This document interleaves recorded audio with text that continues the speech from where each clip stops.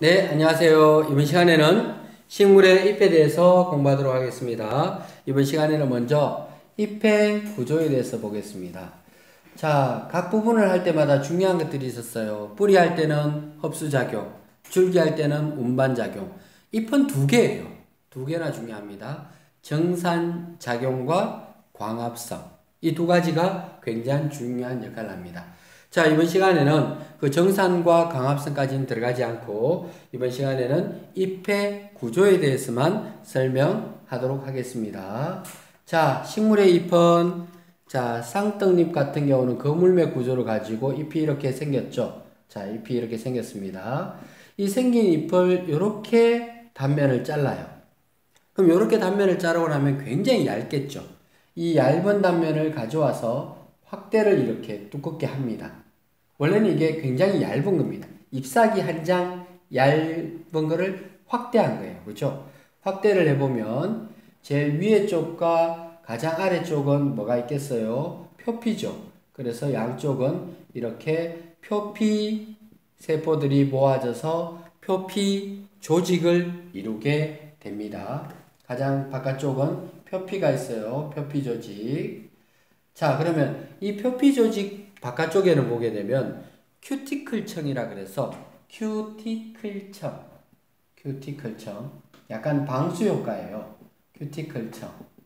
여러분들 왜 식물의 잎을 보게 되면 바깥쪽이 약간 까실까실하면서 물방울이 떨어졌을 때 또르르 굴러서 떨어지게 꼭 방수 옷 입고 있는 것처럼 되어 있죠. 그 방수 옷처럼 된 곳을 우리는 큐티클청이라고 얘기를 합니다. 그래야 비가 왔을 때 식물의 잎이 빗물로 스며들고 그렇지 않겠죠. 그죠? 큐티클청으로 되어 있습니다.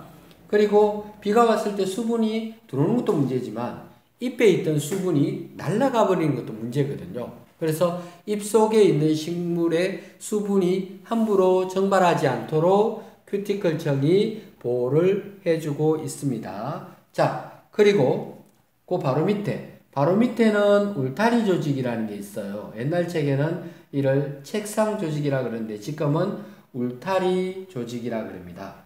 왜냐하면 햇볕이 여기에서 온다고 봤을 때 가장 햇볕을 보기 좋은 위치가 여기에요.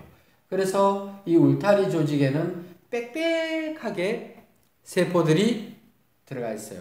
그래서 또 최모모 선생님은 또 입 따러 간 것 같아요. 자, 따가오기 전에 빨리 수업을 마치도록 할게요. 자, 그래서 이 울타리 조직 같은 경우는 식물의 세포들이 빽빽하게 모여져 있다라고 생각하시고, 그리고 엽록체가 있어서 여기서 광합성을 합니다. 식물이라고 해서 모든 세포들이 광합성하는 건 아니에요. 왜? 표피 세포에서는 광합성을 하지 않습니다. 울타리 조직에서 주로 광합성을 합니다. 그리고 그 아래쪽은 해면 조직이라고 해서 엉성하게 되어 있어요. 왜냐하면 울타리 조직보다는 훨씬 더 햇볕이 적게 들어오기 때문에 뭐 굳이 빽빽하게 모일 필요는 없어요. 근데 빽빽하게 모이진 않았지만 그래도 광합성을 합니다. 그래서 울타리 조직, 해면 조직 이 두 곳에서는 광합성을 합니다. 그리고 중간에 잎맥이 들어가 있어요. 잎맥에서는 위에 쪽이 물관이에요. 아래쪽이 체관입니다. 혹시나 시험 치실 때 물관과 체관이 헷갈리시면 이 동그라미가 좀 큰 쪽이 물관이에요. 물이 지나가는데 작은 쪽이 체관입니다. 그러니까 위에 쪽이 물관이고 아래쪽이 체관입니다. 요거를 잎맥이라고 얘기합니다.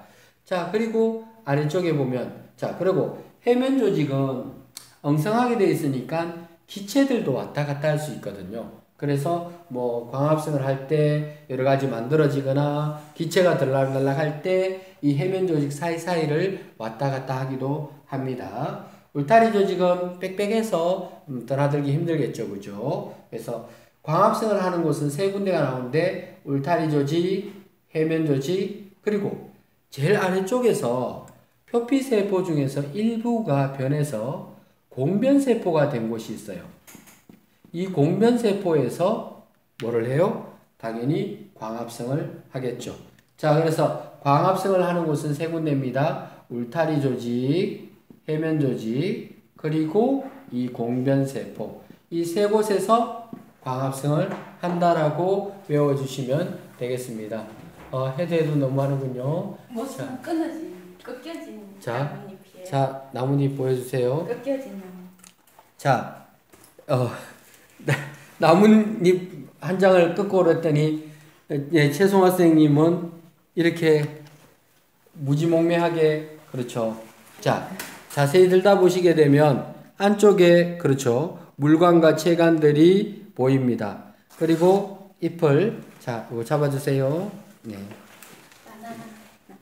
이거 바나나 잎이에요. 우리 이 동네에서는 보기 힘들죠.